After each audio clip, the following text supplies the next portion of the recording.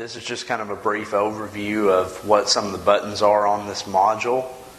In terms of sensitivity, adjusting the sensitivity is done right on the face of the module right here. We're actually looking at the cymbal and percussion area of the module. Of course, everything's right there on the face, but you've got the actual input, the sensitivity adjustments right there on the face, which is a little bit different than Roland or Yamaha modules because you have to go to a setting and change it with their module. With this one, you just turn the dial up or down, just like you're adjusting the volume itself. So it's right there.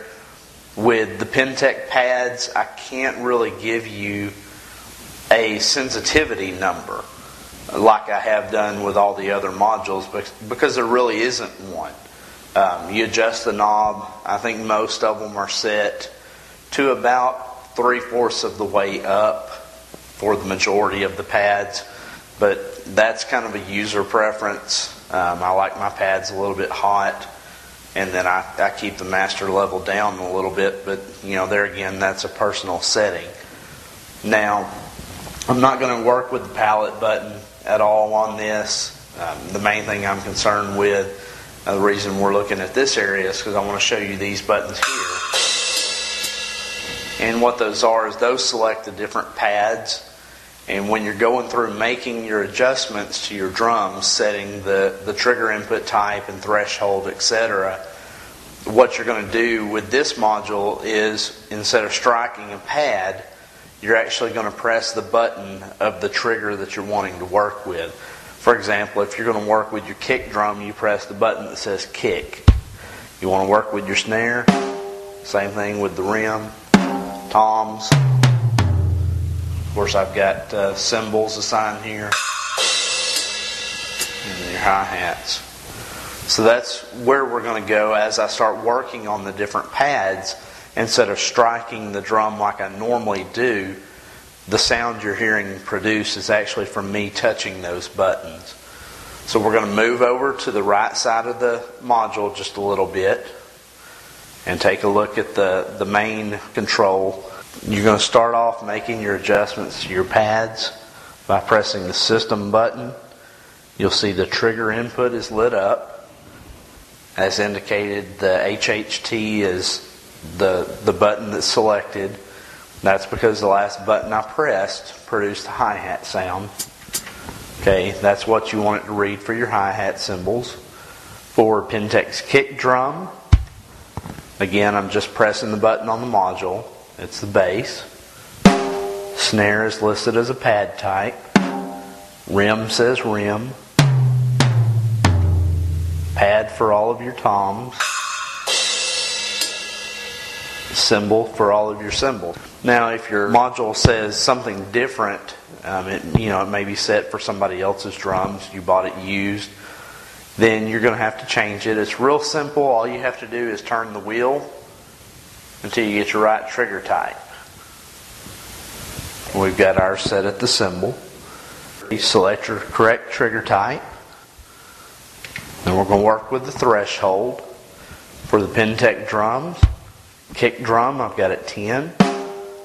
Snare head, 15. Rim, I've got set at 70 because I had a lot of crosstalk going on. All of my toms are 15.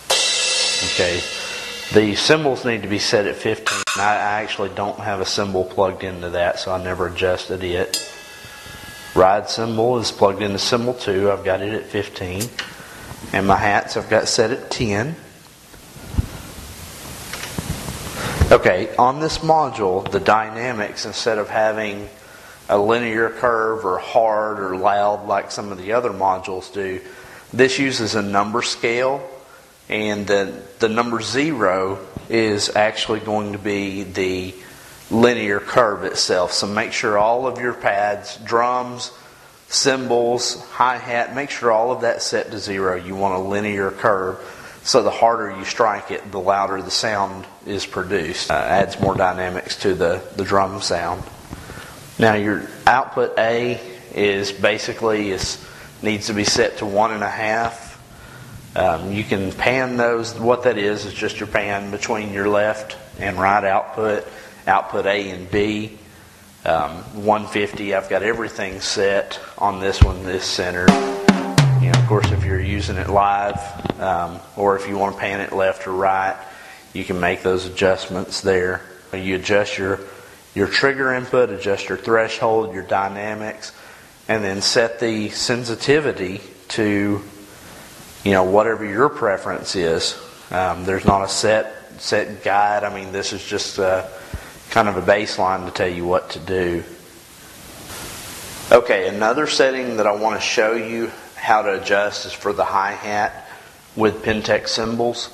I'm going to press the system button until we get the trigger input to light back up. Okay, we've got our trigger input. I'm going to select my hi-hat by pressing the hi-hat button. What we're going to do is actually calibrate the hi-hat cymbals. Now, this requires using the Pintech Ddrum hi-hat adapter. What you have to do, depending on what you're using, for our purposes, we're going to discuss the new in-between controller that Pintech has on their Visualite cymbals and their hyper-hat pedal. Now, with the new in-between controller, the cymbals mount on the hi-hat stand, and the controller is actually a part of the cymbals. And it allows you to actually use a drop clutch. So what you're going to do with it, you're actually going to loosen the clutch up, let the cymbals drop closed, okay, without doing anything to the cymbals, let them sit closed, and you would hold down the shift button and press the kit store or exit. And you'll notice, watch when I do this, just real quickly, that HHT will say CAL. What that does is it calibrates that it's closed. So when you make an adjustment after that to your hi-hats, it's going to recognize the difference from that closed position and start to give you open sounds. Now, to set this up with the hyper-hat pedal, you're going to actually hold your foot down, hold the pedal down as if you were holding the cymbals closed. While you're still holding that down, you're going to do the same thing. You're going to hold that shift button down and press the kit store, and it's going to calibrate it for the hyper hat. Like I said, not only do you have to have the Pintech Ddrum adapter, you're also going to have a Y adapter. I use the Hosa brand. You have to have a stereo Y adapter to 2 1/4-inch female.